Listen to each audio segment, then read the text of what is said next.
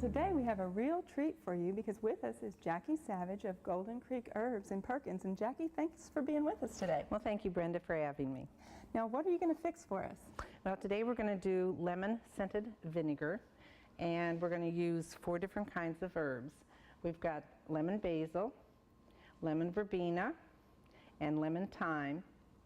The lemongrass, and you only want to use the bulb end of the lemongrass. Okay, that's good to know. We get that question, what part to use? And then some lemon zest. Okay. The first thing you really need to remember is, number 1, you want everything totally dry. Any water or moisture clouds the vinegar. So you also want your steeping jar to be sanitized, plus your decanter or your decorative bottle. And the way you can do that is 3 tablespoons of Clorox to a gallon of hot water. Put the water into your jar, let it sit for 10 minutes, and then dump it out, and then let it dry thoroughly. Now, does it matter if you have glass or metal? Yes, you want to use everything that's non-metal. And now this jar lid does have a seal, but if you're concerned about the lid that you're using, you can always take a piece of plastic wrap, put it over it, and then screw your lid on. Okay. So you can use those canning jars, things like that. The next thing, in order to make this, of course, you want your jar 2/3 full of your herbs. And so I'm going to stuff these herbs in here. And if you want, you could start the vinegar. Okay. You want it just to boiling. You don't want to boil the vinegar. And we got a good 2/3 here. This is great. Now those herbs, they're all in really good shape, right? Yes, there's no insect bites. They're clean. Yeah, you don't want to use damaged leaves. And then we're going to put the roots in here. Now, what kind of vinegar are you using? I prefer the white wine vinegar, or the one that we're going to decant today is the red wine vinegar. You don't want to use distilled white vinegar because it's can be made with grains. It's just not a very flavorful vinegar. You can also use rice wine vinegar, which is excellent for floral scented vinegars. I'm going to just kind of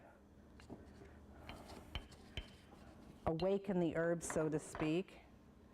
Get a few more in here. How's the vinegar coming along there? Just about ready, I think. Okay.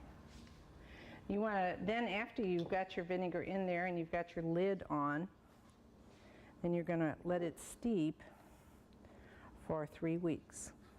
And you want to keep it in a dark, cool place, and occasionally go by and shake it. After 3 weeks, it's time to test it and see if it's to your appetite or taste. If it's not, don't leave it any longer than 6 weeks. Okay, so what if it's not quite strong enough after 6 weeks? Well, then you go ahead and decant the old herbs out. You want to put in new herbs and then go ahead and put that vinegar back in. Okay. But really 6 weeks is usually quite adequate. Now, you talked about keeping it in a cool, dry spot. Do you do that after decanting as well? Yes. I know that you'd like to display these because they're such beautiful colors, but really the heat and the sun really lowers the flavor of that vinegar. Let's see, are we just about there? Yep. Yeah, I think so. Oh, okay. Yes.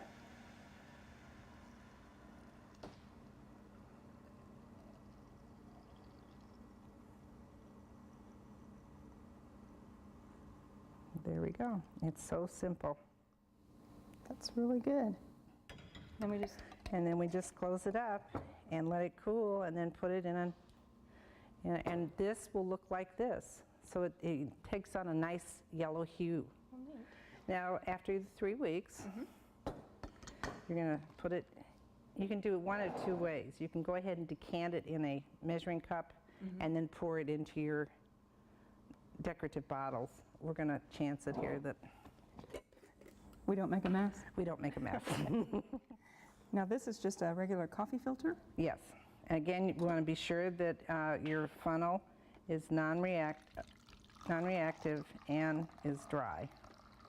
Now a lot of times I've seen a lot of herbs in the vinegar. You don't use these herbs that you've been steeping in No, it. you want to use fresh herbs. Okay. And some people like to put garlic in there. I've read a lot about garlic. I'm a little hesitant.